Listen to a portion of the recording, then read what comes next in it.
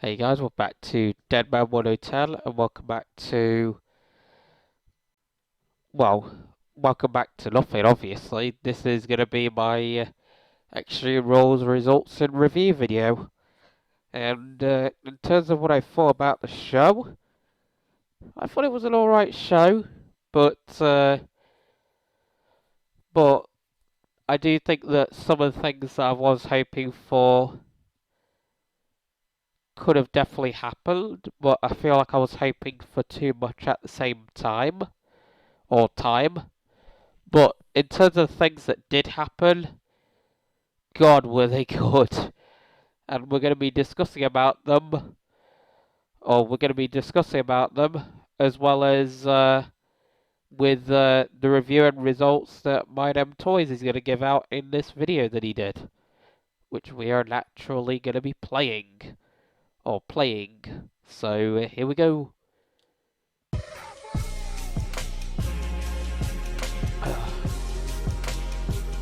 And I will be discussing about where we will go from here, guys, with everything of the results we have your WWE Extreme Rules 2021 review for you guys. And I gotta say, man, coming into this show, pretty much regular rules, right? I mean, not a ton of stuff going on this card as far as Extreme Rules stipulation. I do hate the name of the pay-per-view being Extreme Rules. I feel like we can get a lot more creative than that. It's just very watered down and dry. I don't know how you can be watered down and dry at the same time. You get what I'm pointing. You get what they're kind of a synonym, if you will, even though they mean completely opposite things. I'm just gonna shut the hell up and tell you what I actually mean. WWE, like, everything's cookie cutter. Everything's just, you know, just straight in a line, and nothing's ever really edgy, or nothing's ever really outside the box, or they hit you with some stuff, but they also fall flat on their face a lot of the time. But anyways, man, I'm excited for this card. With all that said, I am excited for this card. We got some solid matches on here. My boy Finn Balor, the Demon, returning here tonight. I'm so excited for that. But yeah, man, let's go ahead and break down this show. You guys know how these videos work. We're going to run through the entire Extreme Rules card, breaking down everything that happened at the show, letting you guys know my thoughts and opinions on everything that happened. Was it great? Was it shitty? Was it somewhere in between? We're going to find out, and I'm going to let you know exactly my thoughts on everything, where we may go from here, and everything like that. So with all that being said, guys, let's dive in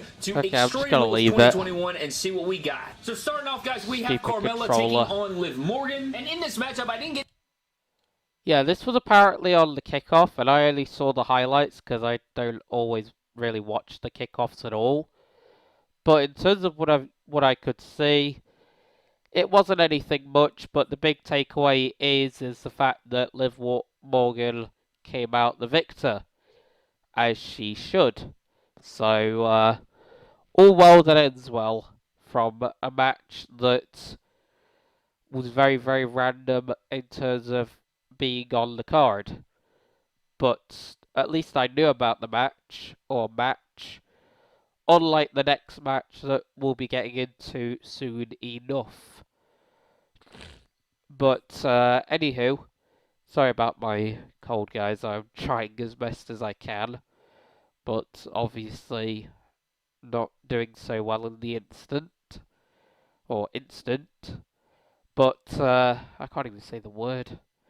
Jesus Christ. But either way, Liv Morgan wins, and in terms of where I think we're gonna go from here, feel like the feud's gonna be done, and then Liv moves on with more momentum on her side. That's what I believe is gonna happen. To see much of it, but Liv Morgan did defeat Carmella in a little less than 8 minutes, which was the right decision. I'm glad they gave the victory to Liv Morgan. I think she deserved it here in this matchup. Hopefully, this will lead to slowly building her up until one day she can get her championship opportunity. I know she has a ton of fandom. She has a bunch of people backing her, and she's getting better every week. So I like this decision, Liv Morgan getting the win over Carmella. I think it's the right call. I agree with it. Even though I missed the matchup, I agree with the result. So we open the main show up with a 6-man tag. The New Day, the new Big E champion, the new Big WWE champion, I should say. Kofi Kingston and Xavier Woods taking on Bobby Lashley, AJ Styles, and Omos. 6-man tag team matchup. So, your brand needs some digital marketing. Low advert. Go to Fiverr. Get landing pages, banner designs, and social promotions done. For every step your business takes, Fiverr. Freelance services on demand. This one was a very long opener, man. They went for a minute. Like, it was a very long matchup. I don't even know the official time, but it had to be 20 minutes plus. Like, it was a long matchup, or at least it felt like it. I like some sequences here and there. You know, I'm not a very big fan of, like, Omos wrestling and stuff like that. Like, I don't know, man. Just a lot more work to be done there. And this match being thrown together last minute, this match being not promoted, and then it opening the show with your WWE Champion and having that much time was very odd to me. But the right team won. New Day and the new WWE Champion. Yeah, I had no idea that this match even was going to be on the card. Like, I did my predictions video. I figured that there was going to be 6, but nope, there was 7. And this match had no need to be on the card, but at least the right guys won, that being the New Day. And honestly, they don't really need to be doing stuff like this. Like, they want to try and have the World Champion Big E in some high-profile matches. Like, pardon me, but yeah, don't get me wrong. This is a high-profile match, but it was put together last minute with no real direction or anything whatsoever. But luckily, we already know where we're going from here, because Big E, at the time of recording this, is going to be going into a World I can't even speak words. A World Heavyweight title match against the one and only Bobby Lashley. God, I can't talk today. What is wrong with me? God damn it. Can't even say damn it properly. Ah, Jesus. Let's just continue, because I've now told you where we're going to go from here. Big E do win here in the 6-man tag, which was absolutely the right call. Shouldn't have went any other way. He gets the win over Bobby Lashley, pinning him again. So, I don't know, man. It looks like Big Bob is moving on, at least at this juncture. We'll have to see what comes of it, but New Day looked pretty good in this 6-man tag. They gave him a lot of time. It was an interesting opener, and I liked the matchup. I just thought that it went on forever. Like, it was definitely a long one, but the New Day get the victory. Next up, guys, we have the SmackDown Tag Team Championship match between the Usos and the Street Profits, a matchup that I was looking forward to. You know, you got two great tag teams here. Every time I see Angelo Dawkins, all I think about is, God, this figure looks terrible, right? I mean, this torso is just way too jacked. I wish that I could solve it and get something better. It's really, like, I don't even care what I have to do. I just want to fix it, because this is unbearable. Also, the legs, the shorts are way too baggy, in my opinion. They could have done so much better on that figure, man. Such a disappointment. But this matchup was pretty good, man. I enjoyed it. I thought it was pretty good. Yeah, I thought the match was alright, but we've just seen it so many times, and it's like, we don't need to be seeing it over and over and over again. Like, come on, WWE, give the Usos something fresh to do. You know? Like, that would be quite beneficial for them as a tag team, you know? Like, instead of having the same opponents every single week, and seemingly every single night, or night. I can't even say night, right? Okay, that kind of rhymed, but either way, oh my god. Well, at least this video will make its way out, that's the main thing. I suppose it doesn't really matter if it's not that amazing, but as long as you get the memo of what I'm trying to say, then all well that ends well, I guess. But point is, yeah, so, yeah, the match went alright, but I don't think it needs to be on the card, and Usos retain. And, gotta say, Montez Ford definitely, shined during this match. Like, he was, like, he did so well in that match, to say that he had injured ribs. Like, and good storytelling from the Usos to target the injured ribs the way that they did. That's another thing as well. So, good stuff all around in this match, but just didn't have a place on the card for me, personally.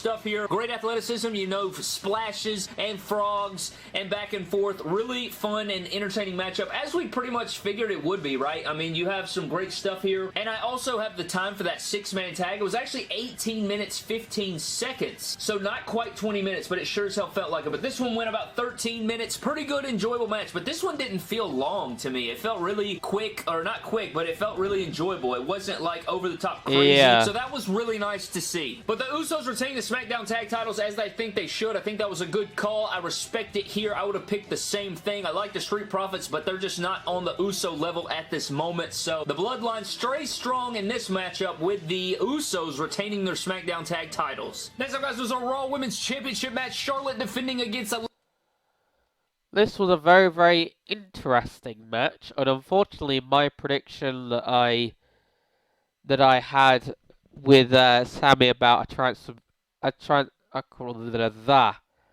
God, colds. But yeah, point is, our idea, me and Sammy's idea of a transformation from Alexa Bliss did not ring true, unfortunately. But hey ho.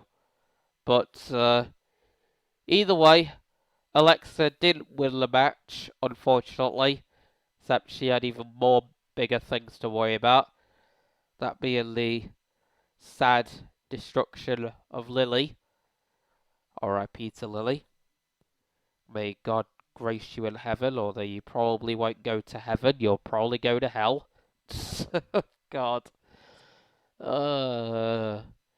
Either way, if there's a little chance that she'll end up going to heaven, God may you grace her with all your might. That's all I'm going to say about that. But I suppose if you come on to my Discord, then I don't mind talking about it a little bit more with you guys. Although, I don't know why it said before that the link or whatever, the invitation, is invalid or whatever. It's very, very strange. I really, really need to sort that out, because that's not very good. Even though for me it's absolutely fine. Or fine. But hey ho. Enough about that. More on this match.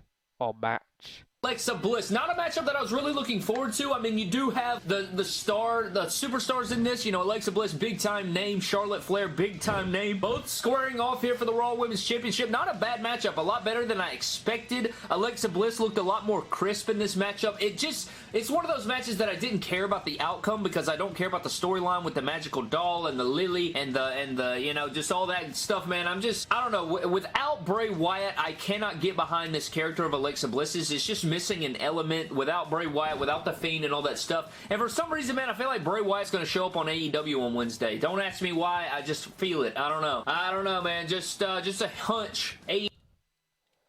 Oh, God. Sorry about the cough there, guys. But yeah, in terms of my thoughts on AEW and Bray Wyatt possibly appearing there, I would hold your breath on that and just wait and see. Like, don't get too hyped or anything like that. Just wait and see what happens, and then when it does happen, get hyped. Because I'm sure it will be a big deal, and I'm sure that, hopefully, if there is a God in this world, that Bray will be treated better in AEW compared to WWE. Hopefully, if there is a God. And he is kind and thoughtful and thankful and, you know, all that other stuff. AEW is going to get Bray Wyatt very soon, but that's besides the point. This matchup wasn't bad, but it's just one that I didn't care about the result for, so, you know, as good as the match was, or as solid as the match was, didn't really care for it, and the outcome is Charlotte Flair retaining, so there's that. After the matchup, Charlotte does pretty much rips Lily to a shred, and all her stuffing goes everywhere. She's pretty much just lifeless in the middle of the ring. Alexa Bliss goes in there, picks up her remains, is bawling her eyes out and going crazy, goes to the stage, carrying her lifeless body and torn up pieces of her with her fuzz. And yeah, man, just let's move on to something else and get this out of my face. Where's Ronda Rousey? Next up, guys, was the WWE United States Championship matchup, man. Triple threat, Jeff Hardy, Damian Priest, the champ, and Sheamus. This matchup slapped all of the titties, man. You know, all the titties? All of them were slapped. Every titty in the match was slapped, okay? This matchup was incredible. I really enjoyed it. Yeah, this was a damn fine match. Like, this match was amazing. Especially the ending point of it, like, with all the roll-ups and everything, like, God, that match was so much fun to watch. So good. So good.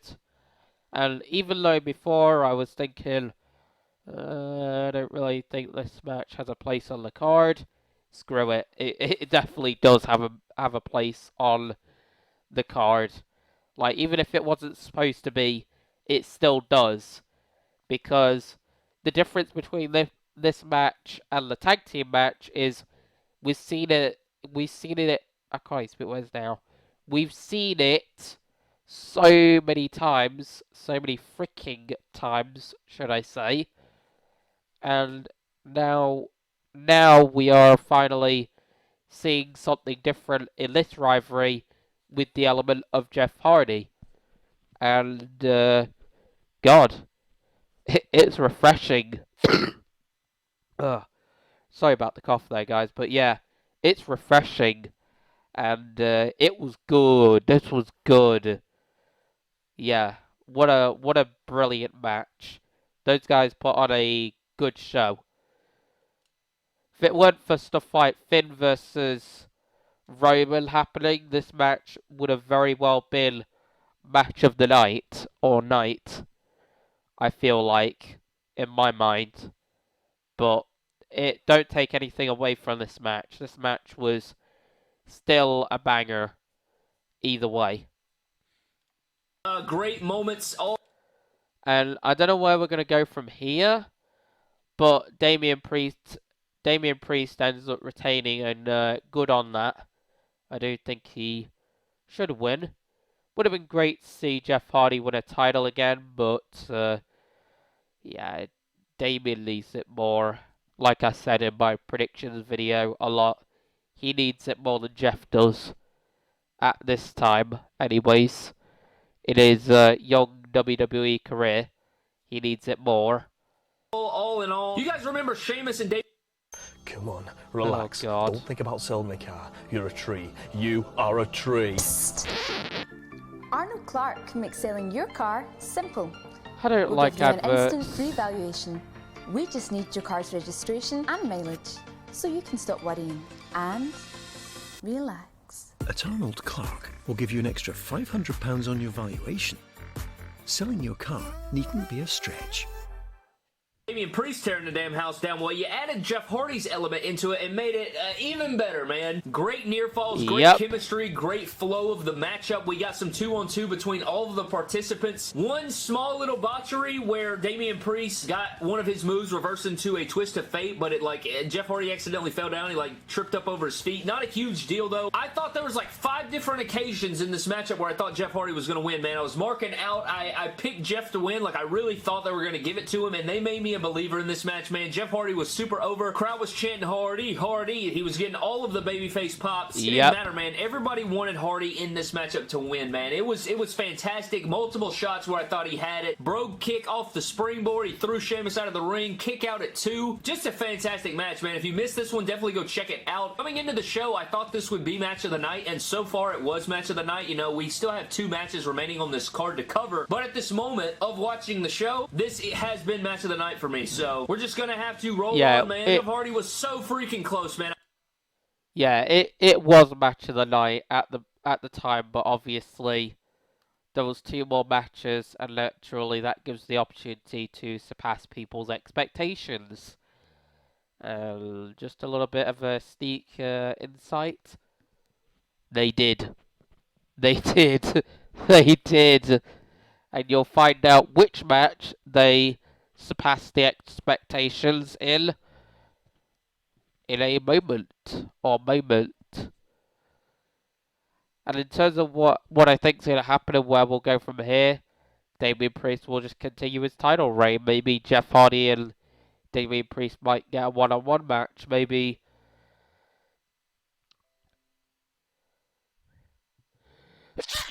Oh, God. Sorry about that, guys. But yeah. Maybe Priest and Sheamus might get a one-on-one match. I don't know. But point is, Damo will keep on fighting as United States Champion, most likely. And maybe face newer opponents, actually. As in new opponents. But either way, that's what I think is going to happen and where we'll go from there with this match. I wish they would have gave it to him. I understand it and everything, but damn, bro. Great matchup. I was marking out multiple times where I jumped up out of my seat thinking he had it, but Jeff Hardy loses and Damian Priest does retain the U.S. Championship. Next up, guys, what's our SmackDown Women's Championship match? Becky Lynch taking on Bianca Belair. Now, I will say these are two of my favorite ladies in WWE. As far as wrestling talent and superstars, man, this is where the pinnacle is. I also love Asuka as well, but these two are at the top of their game, man, right? So Becky Lynch comes out in a sick-ass white gear, man. Anytime somebody comes out in white gear, it never fails that everybody blows me up on social media. That's quite funny. Clearly, Becky did a Seth Rollins from 2015 and went all white. And damn, it did not disappoint. It looked great. Honestly, it really did. And so was this match. And so was the ending of this match. Even more so than anything else that happened in this match. And I love that, man. Keep doing that. Keep doing it. More people should get in on that. But yeah, the gear was fire. A little bit plain Jane, you know, with like, it kind of just looked cheaply made, but it was still fire because like just the all white with the silver and black was really sick. And also she wore like some custom boots that were like trainer shoes that like wrapped around her leg. I don't know what that was. Hopefully we get that in figure form though because it was sick AF. She also had her hair tied up in a cool way, like with the braids on her head. However, this matchup was pretty Sorry good. about you know, the cough there, guys. I should have really muted my mic, but whatever. Her, you know, and beat her in like 30 seconds. So this was a lot more fleshed out, a lot better of a matchup, but pretty much this matchup, you know, it didn't break the bank. And the reason it didn't break the bank is because of somebody named Bank, or I should say Sasha Banks, comes out near the end of the matchup and beats up Bianca Belair and then beats up Becky Lynch, causing disqualification. You know, she was supposed to originally get the SummerSlam matchup with Bianca Belair. That ended up not happening, and so she's out for revenge, right? So I'm guessing we're going to get a triple threat, which is pretty damn badass. I think that'll be great. Yeah, that will probably be where we will go from here, guys. I have a feeling, and damn, it'll be fun to see these three ladies tear it down all together come the next pay-per-view, which I guess will be Crown Jewel, I guess. In fact, it's pretty much going to be. Although I feel like for a match of this magnitude, I don't think it deserves to be on Crown Jewel because of its, you know, history and whatnot. But hey-ho. It is what it is. At least it will make the pay-per-view great, hopefully. So, all well that ends well, as far as I'm concerned. Or concerned. That matchup will slap. I love triple threat matches, and I think the build to this should be great. Boy. Hopefully we do end up getting a triple threat. I think it's inevitable at this point, but that was mainly the catalyst for this matchup, man, leading to this triple threat, and I'm all for it. You know, things like this happen all the time, and you know, what better way for Sasha to return than at the pay-per-view here at Extreme Rules and causing this triple threat. I wish we could have gotten more out of the match, but it wasn't bad. It wasn't great. It was just one of those things that had to happen to get us where we got to go. So, Becky Lynch returns, and she's still your champion that makes here sense. After a Sasha Banks return and interference. And for our main event, ladies and gentlemen, my boy, the Demon Finn Balor, taking on Roman Reigns for the Universal. This match was amazing. Seriously. The fact that they kept the Demon strong, the factor of, like, everything involved, like, it was amazing. Match of the night, without question. Like, easily match of the night. Like, just an incredible match. Incredible match. Universal Championship Extreme Rules match, right? Well, Brad, this one was pretty sick, I'm not gonna lie. The matchup all the way up until the finish, or the last 5 minutes or so, I'd say was pretty damn good. Like, I really enjoyed the matchup. I liked the back and forth between them. Not a perfect match, but I really liked what they were doing. I liked the back and forth and everything like that. I felt like we got some cool spots, and the interaction with the crowd and everything was really dope. Had some spots on top of the pre-show desk, which I was hoping somebody would go through, but I know that would be an absolute bitch, and that'd be a hell of a bump. However, what in the hell was that ending? I'm glad I recorded my reaction because I want to upload it. I gotta edit it together and everything like that, but that was just the weirdest, most just what the blue hell did I just see? That reminded me a lot of like Fiend versus Seth Rollins from Hell in a Cell. I'd say not quite as bad, but like I honestly quite liked it, but then it was also like, what the hell am I watching? Like, the demon just regenerates casually after getting speared through the goddamn barricade, and then totally just goes to town on Roman Reigns and obliterates him. And then not only that, it gets better and better. The friggin' turnbuckle goes and breaks on him. On Finn, that is. It's like, what the hell? And then he loses, which I suppose kept him strong, but still. What?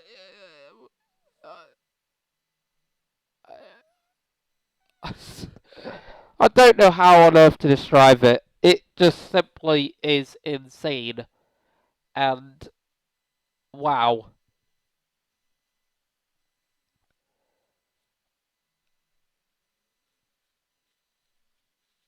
Let's just continue, or we'll just be in dead silence for, like, the rest of the video, if not just the whole day. Like, it just looks so stupid, right? It was so dumb. How dumb. So, if you guys did not know, Finn Balor hits a coup de grace. Now, there was some good storytelling here because he hits the coup de grace on Roman Reigns and he goes for the pin. He gets the 2 count, which would have been a 3 count, but the Usos pulled him out. But I liked that, you know, people will say, well, he already kicked out of the coup de grace. Yes, but he kicked out of the coup de grace to the regular Finn Balor, not Demon Finn Balor. So, the coup de grace holds more weight with the Demon. So, I like that they protected it in that way. The Usos beat up on Finn. Finn battles back. He puts one of the Usos on the barricade, puts one of them through the announcer's table with a powerbomb. Funny enough, it's kind of like a freaking like random 2K move through the table. After said events, Finn Balor rolls out, or like does like a spin, and Roman Reigns spears him through the barricade, taking and laying him out. So they're both laying there. All 4 men are laid the hell out on the outside. The barricade's broken down. There's a table on the outside. The announce table's crushed. Everybody's just hurting and in pain. Out of nowhere, the lights turn red. You start hearing this heartbeat. I'm like, what the hell's going on, Brad? I was like, is the Fiend back? Is this Bray Wyatt? Is this some other character? What the hell's going on? All of a sudden, as the heart is beating, Finn Balor's demon character is on the floor like convulsing with the heartbeat. So it's the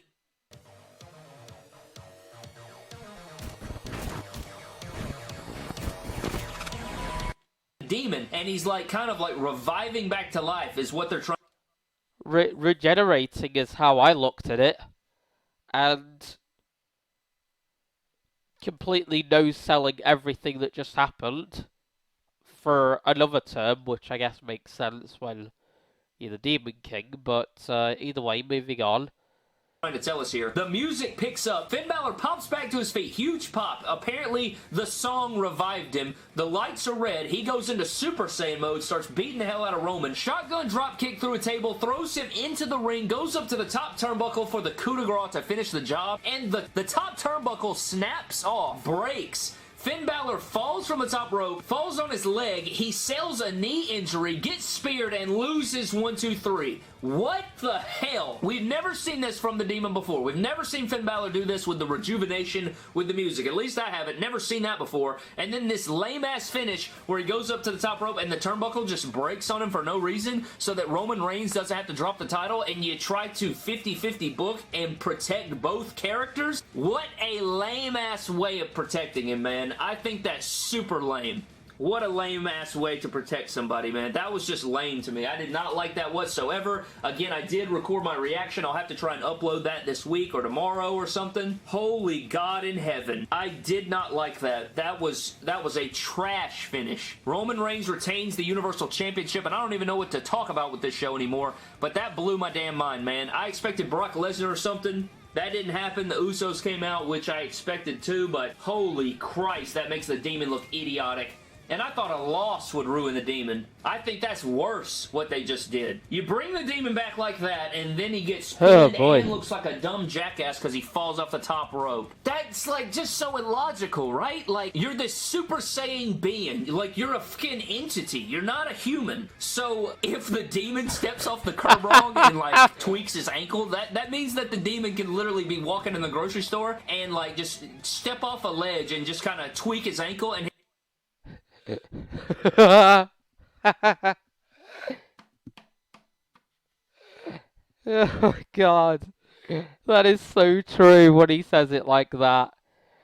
Like, it was insane, don't get me wrong, but it was also like, what the hell? Oh god.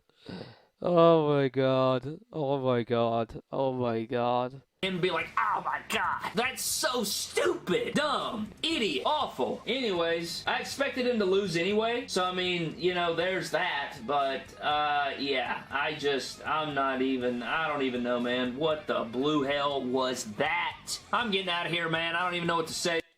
I don't think anybody could have predicted that. Anybody. The show wasn't bad. It had on some the dumbass entire things world. happen on it. I mean, nothing like, I don't know, like the hype going into this show wasn't very high, except like I was looking forward to some matches. Triple Threat was solid. 6-man tag was solid. Really enjoyed the Triple Threat. This matchup was great, but this finish was garbage, man. But that does it for your Extreme Rules review, man. I don't know what else to say outside of that. I did my best to give you everything there. The Demon paint also was the same Demon paint that he's been rocking last couple times we've seen the Demon on SmackDown, so there's that too. I don't know, man. I'm getting the hell out of here. Don't cross the line like that jackassery finish we just seen. What in the hell was that? Good point. What in the hell was that? And, yeah. If you guys enjoyed my review of, this match, and before we go, the match was, like I said, amazing, but also kind of like, what the hell? When it came to the finish. And in terms of where we'll go from here, I have no idea what's going to happen with Finn or the Demon, but obviously it's obvious where Roman's going. To Saudi to face the Beast. The Conqueror. Brock Lesnar!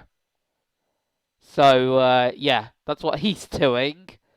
And, yeah. What we're about to be doing is ending the video. Okay, that wasn't really the bestest segue, but hey, it can't be as bad as the finish to that match, can it? I guess. But either way, if you guys enjoyed this video, I almost said episode, but yeah, if you guys enjoyed this video, then like, comment, subscribe, share these videos. If we could get out 60 likes, that'll be great. And yeah, ciao guys.